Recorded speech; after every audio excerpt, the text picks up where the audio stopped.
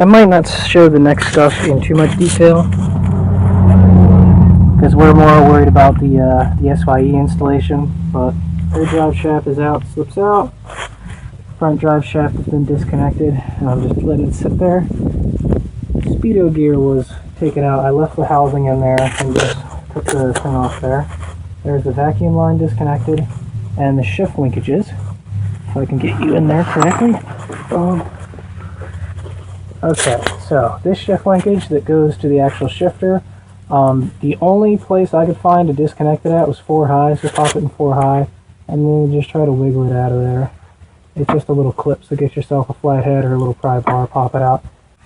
Alright, so each side has 3 bolts. You got one on the bottom, one on the middle, and one on the top.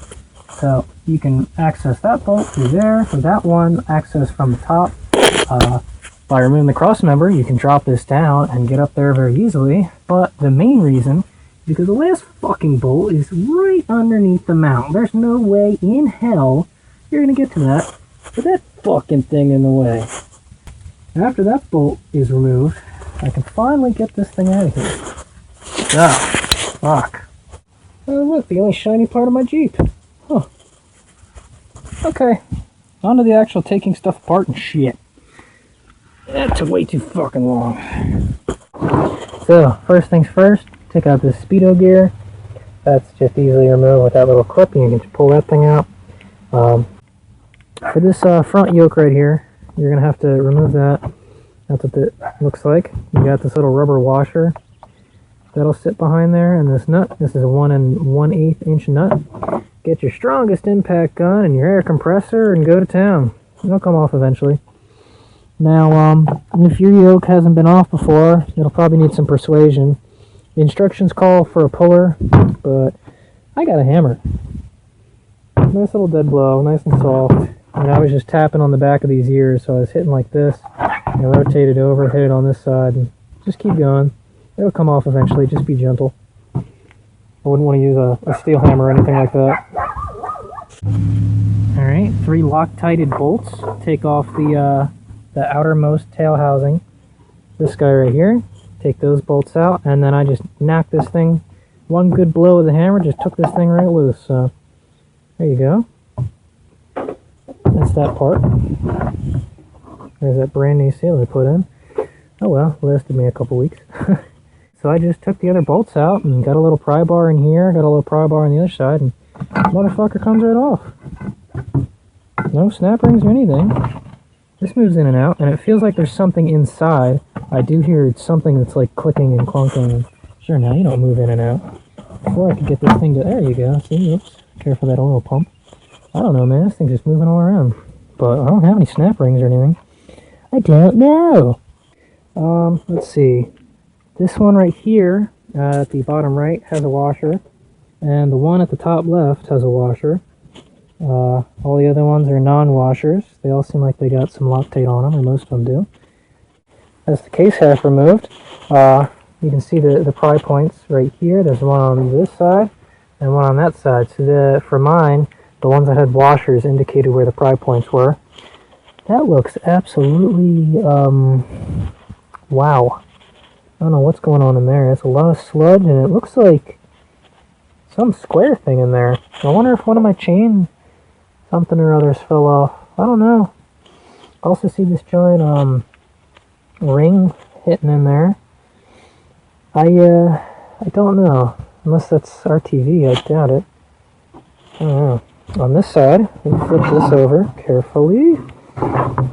Okay. There's the oil pump assembly. Huh, so with all that sludge there and that filter clogged up, I guess it probably wasn't getting a very good oil circulation either. So, ain't that something? Interesting. So, that's a good reason to keep your fluid clean. Otherwise, wow, that happened. Let's get our screwdriver real quick and just... Oh my god, this is where the magnet sits. I wonder if this, if these are magnetic particles, maybe metal shavings that got stuck in with the, look at that, it's like yellow. But this is a big magnet. Oh god, what is that?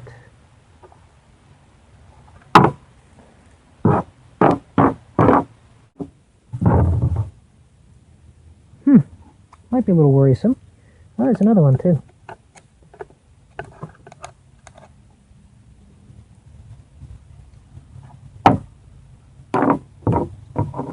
Huh, I wonder what that is. I'll have to look into that. Here's this whole assembly pulled out. You just grab this shaft and pull up at the same time, and your whole assembly will come out.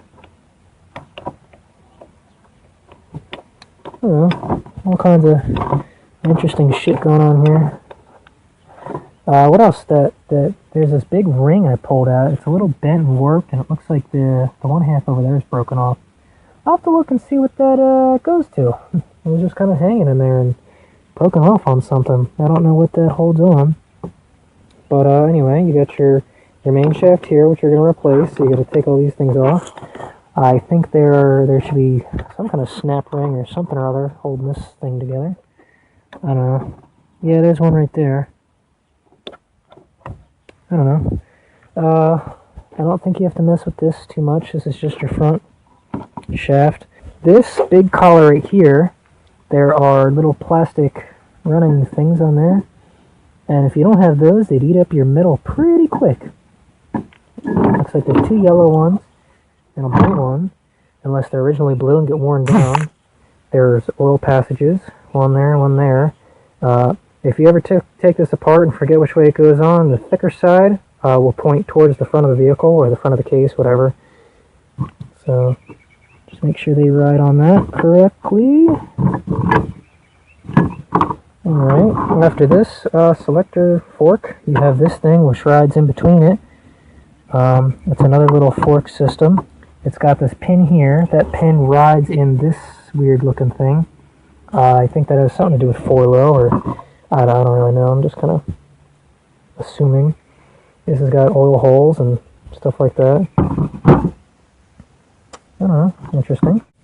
So when this drops all the way down to the bottom, you got your regular 2 or 4-wheel drive high.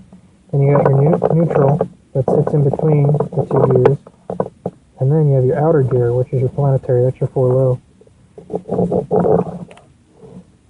The snap ring must hold it in there. I'll bet you the snap ring goes inside and holds it in there.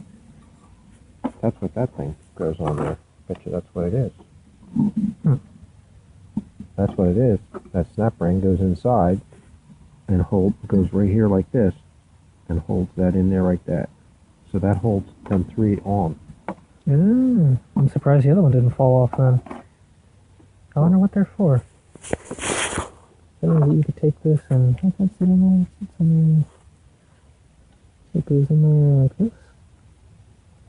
Yeah, but I don't know what holds it in there.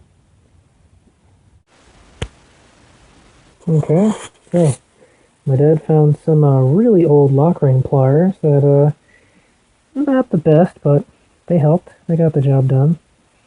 There's your old lock ring. It sits on the back of here. It was sitting on the main shaft somewhere around here towards the back. After looking at parts that I need to replace, this guy right here, the 4-low, the plastic things are no longer on there, and if you notice, it's worn edge in there, and it's just real chewed up. The gear doesn't look too bad itself, though, so that's not too bad. So, I'm going to get a whole another one of these shifters. This one's fine, but I ordered new plastic ones, because since I'm in here, fuck it, it's only $6 for new plastic. Oil pump. My oil pump is shot. If you'll notice, there's the smallest little remainder of what used to be teeth, but they don't mesh with the shaft anymore. So this pump is pretty much useless. Doesn't really do anything. So I'm gonna get a new pump. Gonna get a new screen. The only thing that's gonna get reused is this metal tube. Got a new O-ring too. What else? I gotta figure out that that snap ring. I couldn't find one anywhere. You have to buy this whole assembly, which is expensive as hell.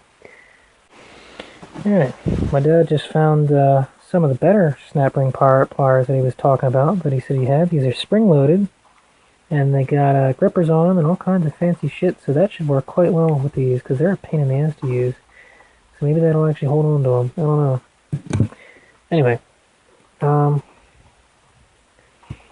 I found out one, this synchronizer gear right here, this is chewed up to bits. That should not look like these sharp little marks. They should look like a standard gear like anything else. So my synchronizer gear is shot. So I'm going to need a new one of those. That's only like 26 bucks or something. I'm going to need a new oil pump because those are ground down. It's like another 45 bucks. Now, I got these clips back on. I guess that clip wasn't that bad. It's got one little ear there. I just stuck it under this guy. And you just get it in the middle there. And I wrap it around. Got that side on, that side on. Flip it over. Same thing. This is the snap ring that popped off. So that's how they get secured on there. Alright, as part of this taking apart stuff, I'm going to also rebuild. Since I'm getting a new rear bearing with the tail housing, I'm going to replace the front one. If you look at this rear one, this old rear one, it bounces around just a littlest bit. I mean, it's not much, but it does have up and down movement and the tiniest little back and forth movement. And I figured, oh, well, that's probably not that bad. But after feeling the new seal, here's the front one. This one bounced around a little bit too. But after feeling the new one that comes with the new tail housing, it's solid. It doesn't move at all. So I figure even the tiniest little bit of wobble right there, since this goes to the front drive shaft, the front axle was pretty messed up. So I'm sure that bearing got a little messed up. So I'm going to replace it.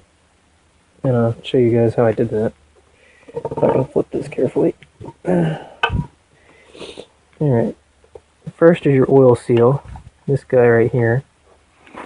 So what I did is I took a punch, or like a flat chisel, and started chiseling it sideways to warp it, and then you just get under it to free it up, and then take a sill puller from the back and you'll just pop it right out.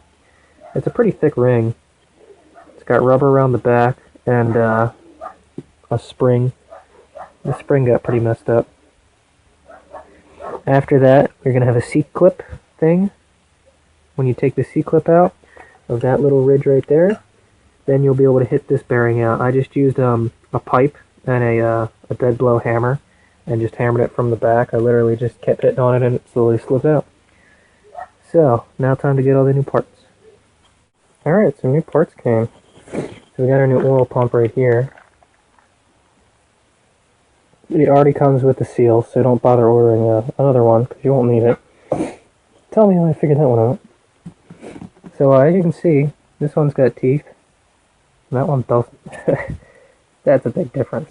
So we definitely need a new oil pump. So the old oil pump wasn't pumping oil. The filter was clogged, so even if it could have pumped, it wouldn't. So we have a new filter. It was like $4 or something, so just fucking replace it. It's plastic, so... Alright. I also got a new O-ring for that pickup tube. Now, what else? The Synchronizer Ring.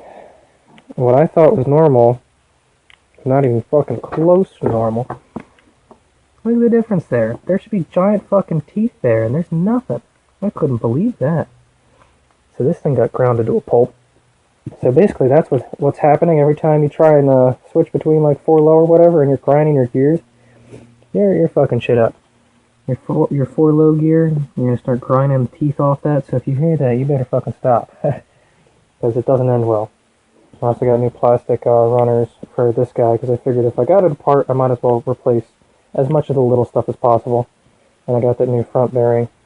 So this bearing's nice and tight, it spins nice and freely, but it doesn't wiggle at all. There's no wiggle room. If you feel that bearing wiggle at all, up, down, left, right, anything, it's wore out. This is tight. Very tight, and you want that to be tight.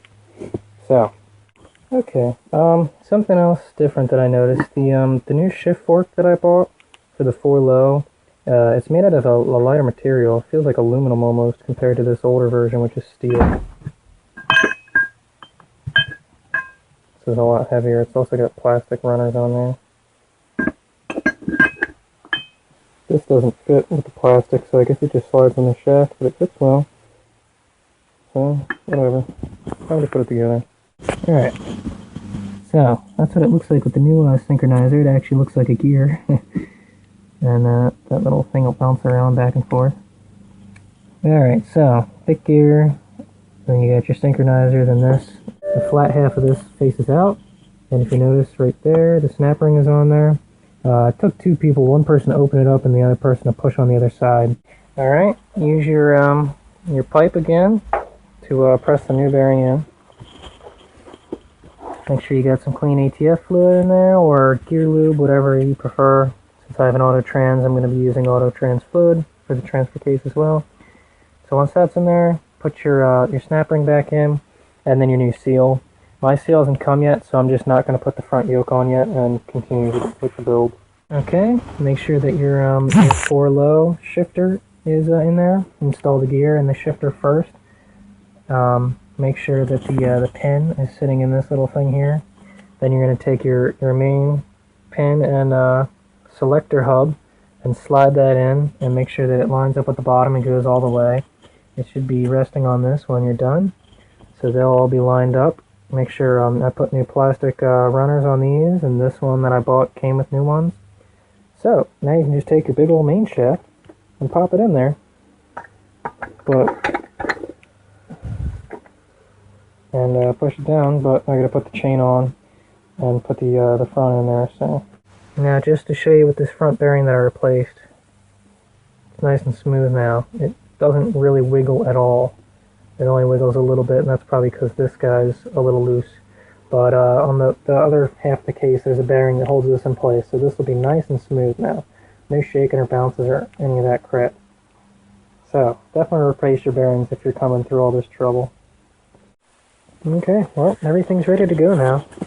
I got the main shaft in there, got the front output shaft in there. Don't forget your spring, it's rather important. Both these guys line up for the most part. So, everything's ready to go back together finally. Got the new pump sitting in the correct orientation. I'm going to try and install it with the pump already connected, if I can, because it's a pain in the ass to try to get that pickup tube in there. So, this guy lays flat, and it's sitting in there. I got the magnet set up over here, so I think it's time to apply our bead of RTV and seal this guy up. Alright, there we are, case half sealed. And we're going to want the transfer case to sit in this upright position for at least an hour to let the RTV cure properly, because you wouldn't want to flip it over and then fill it up with fluid and then find out that a bunch of RTV globs are hanging around in your transfer case now, because that'll instantly clog up your filter. But I just smeared it all clean. I don't know if I like that better than the bead sticking out or not. This guy right here is the only weird bolt I had. It's got this nut and tab that I have no idea what they're for.